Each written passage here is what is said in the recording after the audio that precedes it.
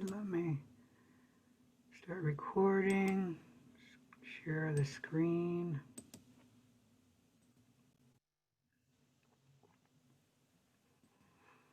So, we should still be working on antibiotics today, and I've got a little bit more. It's a story to tell you about the first time antibiotics were, or at least penicillin was used in the clinic.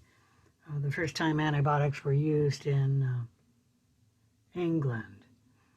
And then we'll get started a little bit in host defenses 1, but we'll stop early today. Okay? All right. I guess I don't need to bring up anything for antibiotics. So we finished the lesson on antibiotics. Is that correct? Let me bring that up just to be certain.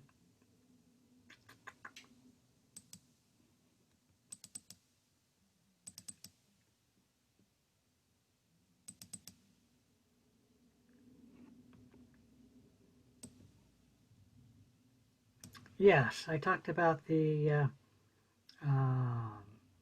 metabolic inhibition of metabolic pathways, and I talked about why antibiotics haven't been developed for other infectious agents, or other drugs, I should say, have not been developed for other infectious agents. So we're done with that lesson. But let me talk about the first time antibiotics were used in the clinic in England, and it was penicillin G. It wasn't the first time antibiotics were actually used in the clinic.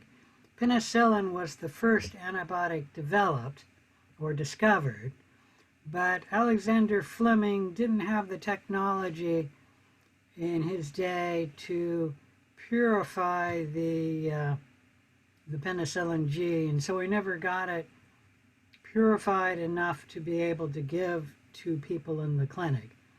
All he had was crude extracts of penicillin G. The first antibiotic that was clinically used was a sulfur drug, and it was a doctor in Germany right before World War II or early in World War II, and he manufactured one of the sulfur drugs and made it available in the clinic. So the sulfur drug was the first antibiotic that was available in the clinic, and that was in Germany. And penicillin G was the first antibiotic that was ever discovered, but it took time for people to figure out how to purify it and then make it available in the clinic. It became available in World War II, and at that time, of course, well, anytime doctors were looking for a drug that they could use to cure bacterial infections. And when they had started making penicillin, they didn't know how much of it they would need to give to the patient. So the first patient they selected to experiment on it was a man who simply had gone out one day and was working in his roses. And if you know roses, they have nasty thorns. And he got cut from a thorn on the rose, and it got infected. And for some reason, whatever the infection was, his body was not able to fight it off, or at least not able to fight it off well. And the infection, which was on his hand, just got worse and worse and got into his blood, and then it got carried everywhere. And he eventually went into the hospital with the infection. And it got worse and worse, and then it went into his eye, and the doctors looked at his eye and they said, "Oh, that eye is really infected. We need to take it out." And you can imagine when they surgically removed his eye, it created a perfect wound for the bacteria to grow in. And after they did that, the bacteria just grew like mad in his missing eye, okay? And he got sicker and sicker, and they said, well, this patient would be a good one to try working with the first antibiotic. And then the people who made it brought it into the hospital and gave it to him, and they didn't know what dose to use. And so they kept elevating the dose, and finally they found a dose that seemed to be working, that the bacteria started to die, and he actually started getting better, but it was a very high dose. And why do you think it had to be a high dose? Penicillin G. Because the infection had spread so far. Yeah, that's true. The infection was all over his body, and his immune system wasn't fighting it off, and it was really, really bad in the place where they removed his eye. But no, that wasn't the real reason why they had to give such a high dose. This is penicillin G. You cannot take it orally because your stomach will digest the penicillin G. So most of the penicillin G that they were giving him, it was inactivated by his stomach. So they had to give a very high dose, okay, because they were giving it to him orally. If they had done it intravenously, which I think the doctors could have done it back then in World War II, they had needles, and all they had to do was do it sterilely and then inject it into him. They would have been able to give it a much lower dose. But they were giving it to him orally. And you got to remember, this is the first time they were working with an antibiotic, and they had no idea that penicillin G was inactivated by the stomach. Okay? So that's why they had to give a very high dose. Anyways, the patient got better, and for the first day he actually sat up on his bed and asked for breakfast, and he ate it. The trouble was, that was the last day that they had antibiotics to give him, because they were giving him a very high dose of antibiotics. And then when he ran out of antibiotics, he wasn't cured. There were still bacteria alive in him, and the bacterial infection just came back, and he eventually got worse and then died. And the doctor who was overseeing the experiment of testing the antibiotics spoke to the person who, or the people who developed the antibiotics and purified it, and he said, you know, the next time we do this, I'm going to experiment on a child, because we'll need less antibiotics for a child. So that was the first time antibiotics was used. And then the people who had made the penicillin G, meaning grew it up and then purified it, came and they had another big batch of antibiotics, and they said, we're ready to do it again. And they promised, and while we are treating a child with antibiotics, we're going to be growing more so that we can, give more. But the trouble is, the dose that we have to give it at will be faster than what we can supply each day. But anyways, we're going to be growing more, so we'll have a little bit more. And the doctor said, well, this might work on a child because we'll have to give them less antibiotics because the child is smaller, and you know what I'm saying. They need a less of a dose because their body mass is smaller. All right? And then they selected a small boy who had an infection that wasn't being thrown off. And you know, I wish I could tell you what these infective agents were, but nobody knows because the doctors didn't know what the infective agents were in World War II. And apparently they didn't keep clinical specimens. Because if you kept clinical specimens in parafilm, they could have looked into it and determine what the infective agent is. But apparently nobody has ever done that. And I don't remember the name of the boy. I'm not even sure if that was ever published, but they selected a small boy who had gotten worse and worse, and they knew that this child was going to die unless he got the antibiotics. And it might have been just something as simple as strep throat, which today is very easy to cure because of antibiotics, but the body has a hard time throwing off strep throat. And the reason is Streptococcus pneumonia. Is that what it is? No, Streptococcus pylori,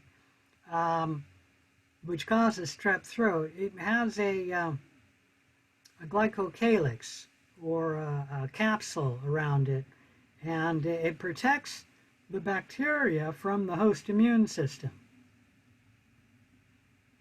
And why I think it might have been Streptococcus pylori is the child did start with a sore throat, and then it got worse, and it invaded his bloodstream, and then it got carried everywhere, and so it was, the bacteria infection was growing everywhere. And it might not have been Streptococcus pyogenes, but it might have been, okay? Because, like I said, we don't know what the infection was. And they started giving it to the young boy who was very sick, and he had stopped eating and was in the hospital bed. And like I said, he was very sick and probably was going to die without the antibiotics.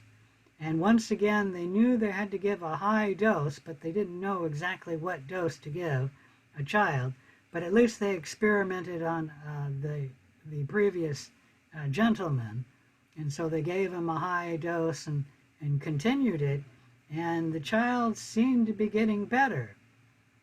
And I don't know how they knew this, but antibiotics, when you take them, the body sort of rejects it and puts it into the urine. And so they were collecting the boy's urine and then purifying the antibiotics from his urine and then giving him that to drink. And I don't know if they told him where they got some of the antibiotics. But he, after several days of treatment, got better and started getting up in the room and requesting, meals to be brought in and eating. And the experiment worked. The antibiotics, they were growing more. And it's true that they were about to run out, but they had a long enough course of antibiotics, Penicillin G, to give him. And it threw off the infection, and he got better, and he survived. Any questions about that? Okay. The reason why it probably worked was he was a child, so they needed less antibiotics to give him. And they had to give a very high dose because they were giving it orally, and the stomach was inactivating the antibiotics. Penicillin G should not be taken orally because the stomach inactivates it. And it's true, if you give a high enough dose, some will not be inactivated by the stomach and will be absorbed by the stomach and be given into the bloodstream. And they gave a very high dose, and it eventually cured the boy. And he was the first successful patient treated with penicillin G. All right. Generally, if I ask a question about that, it'll be just something very generally that you need to know, that the first patient died because they ran out of antibiotics. You might also know that the reason why they needed to give such a high dose was they didn't know that penicillin G was being inactivated by the stomach. And then it was a boy who they first got it to work on. Okay? All right. If there's no questions, that's it for antibiotics.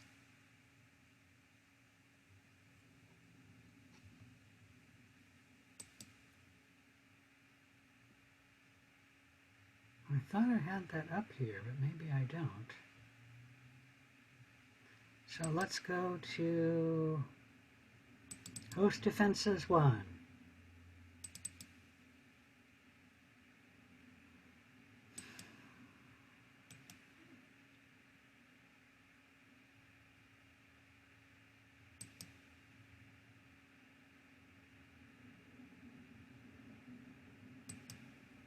Let me open that with a second browser because the video doesn't work in that browser. But it works in this browser. Not sure if it's that one or that one. We'll take a look at that one. And I'll just open up another video if it doesn't work. That actually doesn't look so bad. Maybe we can use that one. Blow it up a little bit.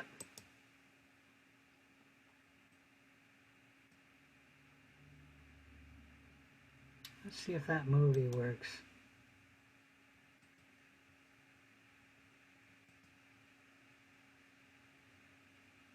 Yep, it's going to work. The human body has 3 basic lines of defense. All right, we'll come and take a look at that in a minute.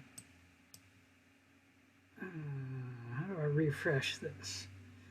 I might have to read to you the very start of that. All right, let's go on. Host Defenses 1. Is that big enough for you? Can you guys see this? Yeah. Okay, thank you. All right, so the learning goals for Host Defenses 1, and why isn't that showing? There it is. Be able to differentiate between non-specific and the specific host defenses. Be able to provide examples of non-specific defenses. And there are mechanical defenses. And what you need to know if it's mechanical versus chemical, and that is mechanical is generally a barrier like the intact skin or the intact mucous membrane. It's a mechanical barrier to a non-specific defense, preventing the body from getting infected. A chemical defense is when the body makes a substance to defend you, like the antimicrobial peptides on the skin. We'll talk briefly about that. The body makes proteins or peptides to defend you, and that would be a chemical defense. And I don't really talk much about what's a mechanical defense and a chemical defense, but we'll be talking about the different defenses, and I'll say it's a mechanical defense. Any questions about that? Be able to know the various kinds of blood cells. We're talking about mainly white blood cells and their roles in host defenses. Meaning we have different white blood cells and they have different ways they defend the body. Be able to explain the process of inflammation, the different chemicals that are used in inflammation and defending the body, and the cells playing a role in defending the body. Be able to explain how interferon is a defense against viruses and helps defend the body. Be able to list the role of complement activation. The complement proteins are proteins the bodies makes, and the complement proteins themselves are a non-specific defense, but they can work in, they can work together with the antibodies, and then that's a specific defense. So the complement proteins work in both the non-specific defenses and the specific defenses. Any question about those learning goals? Okay. So the body has both non-specific and specific defenses to defend itself. These two types of defenses, I've already mentioned it. There's two types of defenses, non-specific defenses and specific defenses. And the human body has a lot of defenses to prevent pathogens from attaching and then growing in the body. Non-specific defenses are defenses that essentially protect against any pathogen, regardless of what the infective organism is. The non-specific defense plays a role in preventing the pathogen from getting established. And the non-specific defenses are non-specific, meaning they don't work specifically against one species of pathogen. Any question about that? The non-specific defenses usually pertain to the host, like the intact skin. Non-specifically prevents many pathogens from infecting the body. As long as the skin is intact, the pathogens don't have access to the body. Okay, but it also involves, obviously, the mucous membranes and the phagocytes, the white blood cells, that prevent many potential pathogens, meaning white blood cells go out and phagocytize essentially any potential pathogen that infects the human body. All right? It is true they're not very good about phagocytizing worms because the worm is much bigger than the white blood cell, but still white blood cells do play a role in resisting even worms. So they play a role in almost any pathogen that affects the host. But there are other defenses, non-specific defenses, that don't pertain to the host, at least not directly. And a big one is the normal microbiota. They help defend the host non-specifically by keeping pathogens away or out of the body. They can compete for simply the space that the pathogen wants to grow at. They can compete for resources. They can directly compete against the pathogen by an event that we mentioned last time, or in our last lesson, microbial antagonism, where the normal microbiota does something that antagonizes the pathogen. It could be, like I said, just competing for space or resources, or it could change the environment so that the environment is now non-favorable for the pathogen. Or the normal microbiota can make proteins that work against the pathogen. And those proteins are similar to antibiotics. It's just that they are much more specific, meaning they only work against certain species of pathogens. They don't work against a whole class like all the gram-positive bacteria. All right, any questions about the non-specific defenses? And then there are specific defenses.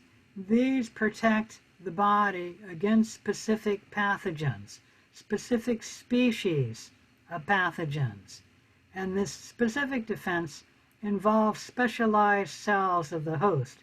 In fact, there are two cells of the host immune system, the B and T lymphocytes, and then the antibodies that the B cells make. They specifically attack one species of pathogen. Any question about that? Now, we're not really going to talk much about the specific defenses other than a little bit in general here. Our next lesson on Host Defenses 2 is going to be discussing the specific defenses that the host has against pathogens. Okay? All right. So together, these two defenses, make up 3 lines of defenses. And that's the little movie on the 3 lines of defenses that we're going to watch. Let me know if this isn't loud enough. The human body has 3 basic lines of defense against pathogens. In the first line of defense, pathogens are blocked by external barriers, such as the skin and mucous membranes. If the pathogens do enter the body, such as through a cut, white blood cells called macrophages can ingest the foreign invaders by phagocytosis. Macrophages provide the second line of defense. If the first two lines of defense fail to stop all of the pathogens, then the immune system, composed of both T and B lymphocytes, will specifically attack the invading cells. These cells constitute the third line of defense. T lymphocytes can react to body cells that...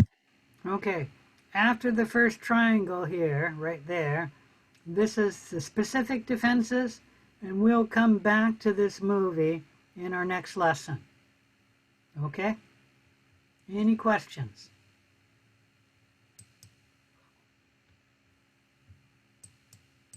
So this table, which is not similar to table 15.5 of your book, because this table is pulled from a different book, is showing you the 3 lines of defenses, which is also in the picture here. The first line of defense is a non-specific defense, and it involves the intact skin and the intact mucous membranes and the secretions of the mucous membranes. Any question about that? I kind of have that table a little bit out of view here. There we go. The second line of defense is also non-specific defense. It involves things like the phagocytic white blood cells, which can react to anything that infects the body. It also is such things as inflammation and fever, and these are 2 processes that the body has for non-specifically defending the body. And we'll briefly talk about those. And then it also involves some chemical defenses that the body makes, and we'll hardly talk about these. These are antimicrobial substances that the body makes as a non-specific defense. I don't have them listed here, but we'll talk a little bit about them. That can be your skin and the mucus in your mouth and upper throat and in the nasal passages makes an enzyme that can digest peptidoglycan, and it's called lysozyme. And it's also on your skin and maybe some of the mucous membranes. They make antimicrobial peptides, which work non-specifically to prevent bacteria from growing. Okay? And we won't talk much about those antimicrobial peptides because for many years they've been studied and people still don't understand how they're working. It's probably that there's many different antimicrobial peptides, and it's probably that each one is acting differently how they're working. Okay? And then there's a third line of defense, which is a specific defense, and that involves the specialized lymphocytes, and we'll talk about them in our next lesson, not today. And that involves the B and the T lymphocytes, which are cells of your host immune system. And then the antibodies, which are produced by the B cells. Any question about the 3 lines of defenses? You guys don't ever ask questions. Okay, let's first talk about the skin. This is an electron microscopic image of the skin. And as you can notice, the skin is relatively dry, and these outer cells are actually dead, and they make a barrier that makes it difficult for a pathogen to get, they're a mechanical barrier that makes a pathogen difficult to invade the host, meaning the host, if the pathogen gets on the host cell, most likely it's going to be external to the body on the dead skin, like right here. That's a cell right there. And it'll be external to the body on a dead cell. And it is possible there are gaps microscopic gaps that cells can get in and get underneath because bacteria are very small. But it's an inhospitable environment. First of all, you notice the skin is relatively dry. And you see this stuff here, these crystals? What do you think those crystals might be? Salt. Yeah, that's salt that the skin is made and secreted on itself. And the skin is too salty for most human pathogens to grow. Okay? Depending when you last had a bath or a shower, the skin can get up to 20% sodium chloride.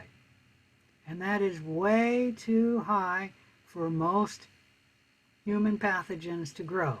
There's only a few human pathogens that can grow on the skin, and the only one we're really going to talk about is Staphylococcus aureus. It is a human pathogen that can grow on the skin, and it can tolerate 20% sodium chloride. And obviously it tolerates the fact that the skin is dry.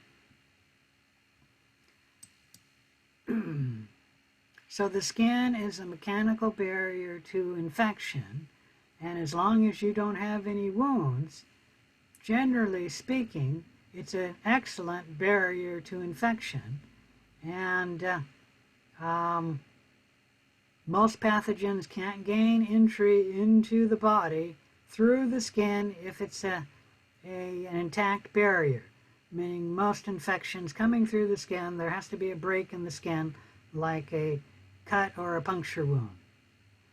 It's relatively dry, there's dead cells on the out. The sweat glands produce salt. They also, the sweat glands release the enzyme lysozyme, which I mentioned earlier, digests the peptidoglycan in the bacteria. All cells, but especially the gram-positives, are susceptible to it. The sweat glands also secrete antimicrobial peptides. And like I said, we're just going to wave our hands, let me go like that, and say that the mechanism of action is not well understood. And can you guys hold off a minute? I've got somebody working with a vacuum cleaner, and they're getting closer here. And so either we can wait a minute or I can ask them to stop. What do you want me to do?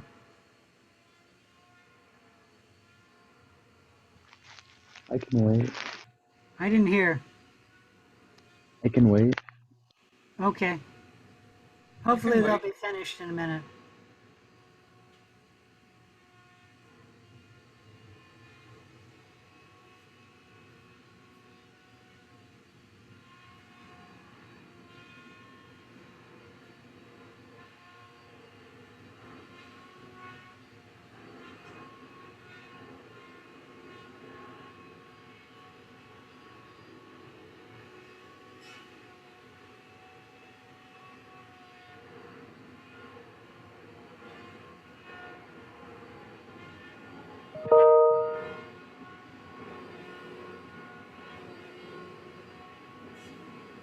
One more minute.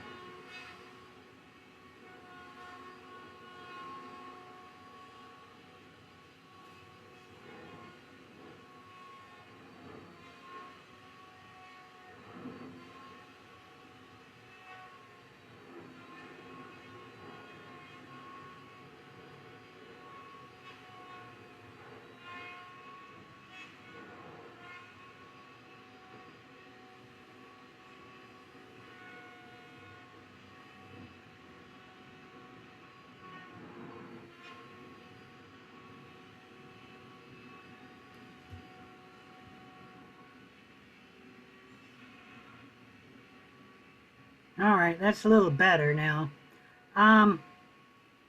The skin also has sebum, which are made by the oil glands in the skin. And the oil itself is a chemical barrier. It's very thin, but the bacteria have to get through the oil before they can infect the body. That's not the main purpose of the oil gland. The main purpose of the oil is to coat the skin and the hair with oil so that the skin can be pliable and that it doesn't crack.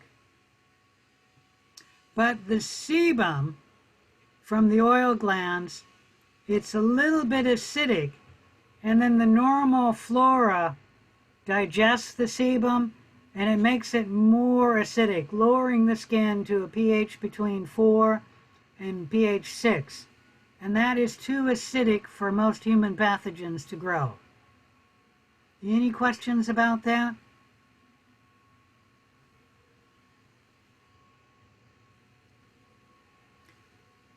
So that is why the skin is an excellent barrier to growth. It's relatively dry, it's salty, the pH is slightly acidic, that's not very acidic, but it's slightly acidic. And then there's large dead cells on the outside, and it's just not very hospitable to the growth of bacteria. There are only a few bacteria that can grow on the skin, and most of the bacteria that grow on the skin are not human pathogens. The one exception is Staphylococcus aureus. All right, another barrier to infection is the intact mucous membranes. The mucous membranes are a part of the body that coats the internal body cavities that are open to the exterior, such as the gastrointestinal tract and the respiratory tract. Okay? And they act as a mechanical barrier to infection. As long as they're intact, human pathogens have a hard time getting established. Now, obviously, if there's a wound in the mucous membrane, or like a cut in your mouth, then a pathogen can have easy access. But as long as the mucous membranes are intact, they are a mechanical barrier to infection.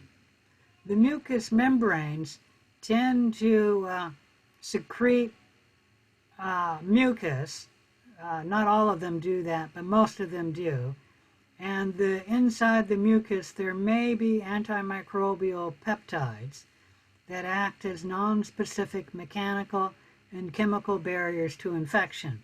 The mechanical barrier is the mucus, like in your mouth and in your throat. Before a bacteria can infect the body, it has to get through the mucus. And that's not too difficult, especially if you have multiple infective agents. But still, each agent has to get through the mucus, so that is a mechanical barrier to infection. And then the antimicrobial peptides, or the lysozyme, which may be in the mucus, are chemical barriers to infection. Any questions about any of that? All right. Now, with that stated, the mucous membranes are not as good of a barrier to infection as the skin. I'll try and show you just a little bit of this mucous membrane and a little bit of the skin. Why do you think the mucous membranes are not as effective as a barrier to the skin, as the skin is? The skin is a much better barrier to infection. So let's name a couple of reasons. Well, everywhere you have mucous membranes is a passageway, so things have to be able to pass through in and out as it needs to. That's true. The mucous membranes are a passageway. What else? All the way like the skin can be. The skin encompasses everything. The mucous Yes. membrane, it's still open. Gives pathogens a place to move in and out of. Yeah, I understand what you're saying. Okay, I'm looking for something else. Why is Not the as salty. Say again? It's not as salty. Yeah, the mucous membranes are not really salty. They might be 0.09% sodium chloride, and many pathogens can grow in that concentration of saline. Okay? In fact, 0.09% sodium chloride doesn't really inhibit. I don't think it inhibits anything unless you're an organism that prefers a much saltier environment. And that wouldn't be a human pathogen. So generally the mucous membranes aren't salty enough to prevent human pathogens. Okay?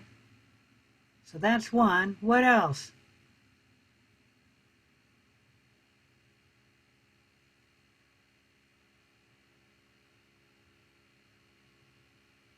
Come on, we've talked about it. We're even looking at it in the pictures.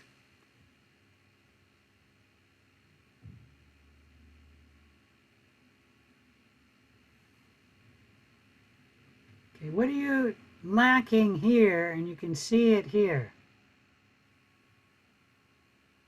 Dead cells. Yeah, the salts are on the skin. They're not on the mucous membrane. The skin is also dry. The mucous membranes are wet. And as you might recall, we mentioned this earlier, that human pathogens and most bacteria, they prefer a wet environment as to one that's dry. And the skin, other than unless you're, sweating, the skin is typically fairly dry. Okay? And then the mucous membranes, they're living cells.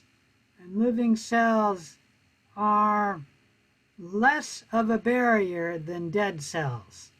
So that's the other thing that why the skin is much better at defending itself than the mucous membranes are. And then the skin is slightly acidic as well, whereas, well, it really depends on which mucous membrane you're talking about, but the mucous membranes of the respiratory system and the gastrointestinal system, they're not typically acidic. It is true that the skin is slightly acidic, and the urethra is slightly acidic, and the vagina is slightly acidic, and the stomach, I knew there was one more. The stomach is acidic, but many of the mucous membranes are not acidic. We'll word it that way. Okay? And the skin is slightly acidic. Okay? All right, any questions about that? The mucous membrane is not as effective as the skin at being a mechanical barrier because it's wet, it's less salty, and it tends to be, depending on which mucous membrane you're talking about, tends to be not as acidic. Obviously, the stomach is much more acidic than the skin.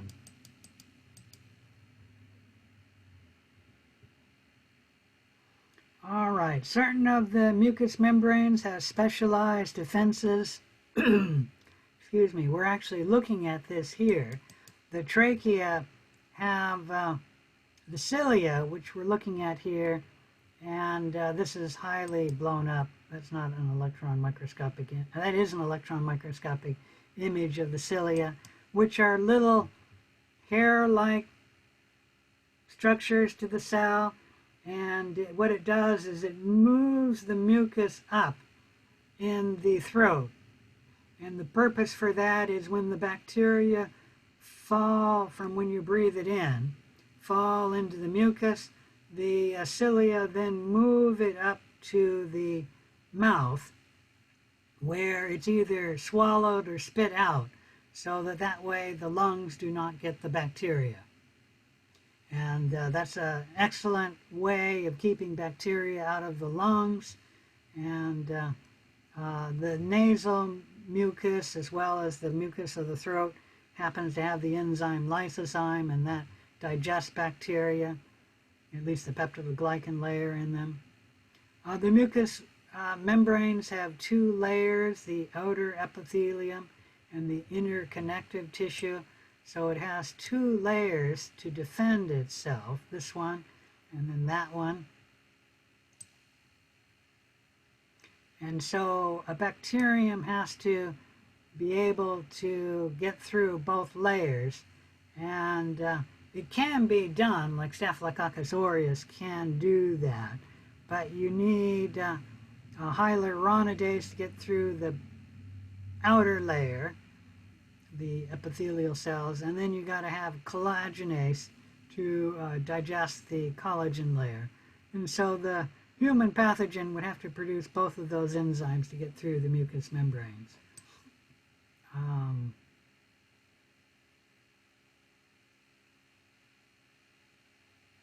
Oh, and then I mentioned that the mucous membrane, that barrier is actually living, okay? Meaning the epithelial cells that make the mucous membrane are actually living cells. And a living cell is not as effective as a barrier as a dead cell, which the skin has. So that is why the mucous membranes are a less efficient barrier than the skin, and how we can know that the mucous membranes are not as efficient barrier to infection is that many illnesses hit humans as a respiratory infection or a reproductive infection, reproductive system infection, okay? Meaning like what are those called? The SID, is that its name? Do you know what I'm talking about? I'm drawing a blank. STIs? Yes, sexually transmitted disease. And then the respiratory infections like colds and flus. These are very common human infections. Sexually transmitted diseases and then respiratory infections. They can get through an intact mucous membrane, okay? And so the mucous membranes are common sites for human pathogens. So even with the mucous membrane intact, you can get colds and flus and many sexually transmitted diseases. Like, for example, I'm drawing a blank, syphilis. It's believed that that bacteria can move directly through the mucous membrane because it has a corkscrew-like movement, and it's believed that it can corkscrew move right through the mucous membrane and get through the barrier. Other sexually transmitted diseases like AIDS, it's believed that the mucous membrane, when it's intact, HIV, it's believed, cannot get through an intact mucous membrane. That what you need is a defect in the mucous membrane before HIV can infect the human host. The trouble is, most people who are sexually active have a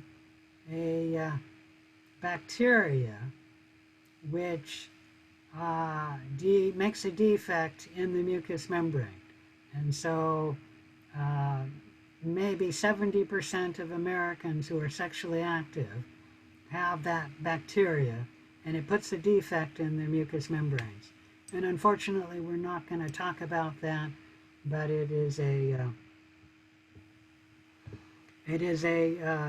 bacteria that's spread by sexual contact, and it's very common, at least in America, among people who are sexually active.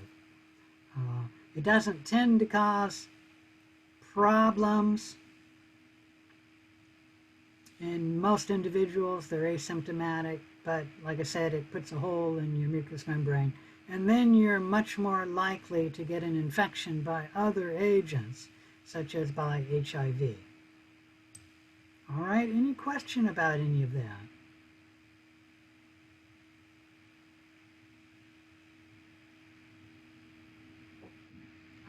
Staphylococcus aureus is a bacteria that can produce hyaluronidase and collagenase, and Staphylococcus aureus can invade through the mucous membranes. Fortunately, Staphylococcus aureus doesn't often do that, and I think it's because they don't often have collagenase. They have to have both to get through the mucous membranes. And Staphylococcus aureus can have both enzymes, but frequently they only have one of the enzymes. All right, let's talk about the respiratory system in particular, and I gotta shrink this to get it in the entire picture here. The respiratory system is a specialized system with many defenses. We're going to talk about first when you breathe in through the nasal cavity. We have bones which make the air not move straight, and so the air swirls and changes direction in the nasal cavity, and that tends to put the bacteria on the mucus of the mucous membranes. And that way, when you breathe in, the bacteria aren't breathed into the lungs. And in the mouth, although we don't have bones to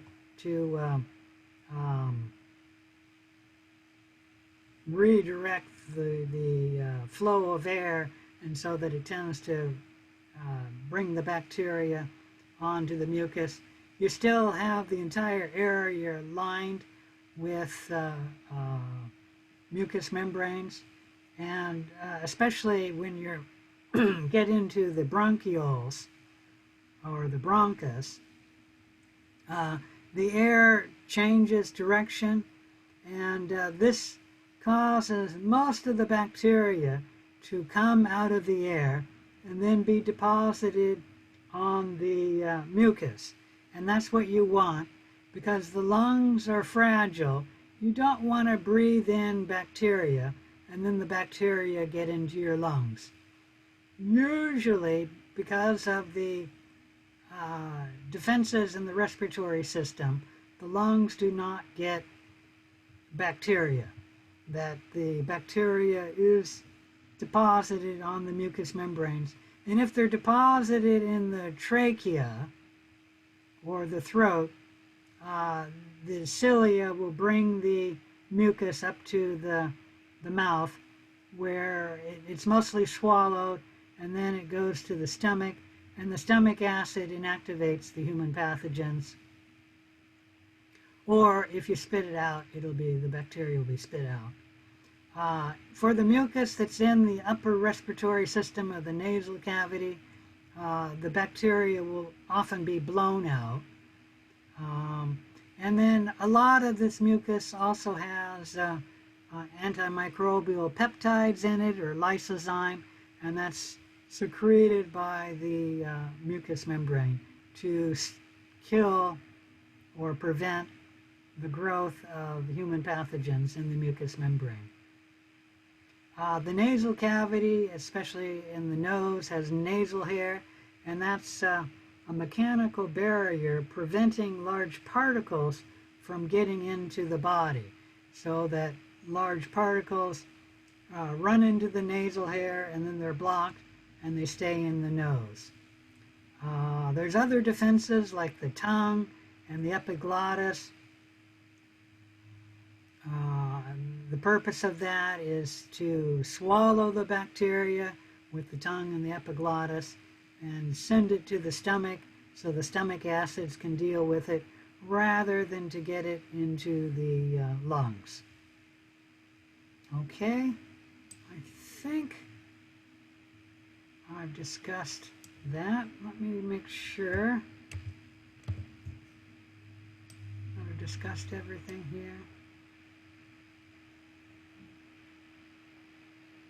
Yep, the stomach and the gastric juices will kill or inactivate most human pathogens, and including some toxins will be inactivated by the stomach.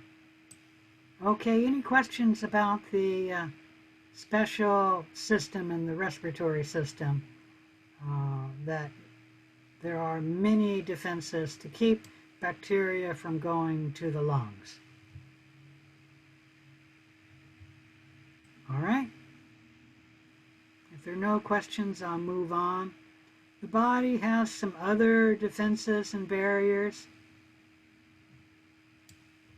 Let me shrink that just a little bit. A barrier, an effective barrier to infection is actually the flow of urine within the urinary system. That flow of urine flushes the urethra, which keeps bacteria from moving up the urethra and then causing a urinary tract infection. Okay? And how you can say the flow of urine is a mechanical barrier to infection is when you look at men and boys, their bladder infection is much less than women and is less than girls as well. Although girls actually very rarely get a bladder infection. I'm not sure why that is the case, but girls are much less likely to get a bladder infection than women. And the reason why women are much more likely to get a bladder infection is simply because their urethra is not as long. And so the flow of urine is not as effective of a barrier in women just because the urethra is shorter. Okay? And if you look at boys, they very, very seldom get a bladder infection. You have to be old, an old man usually, before you get a bladder infection.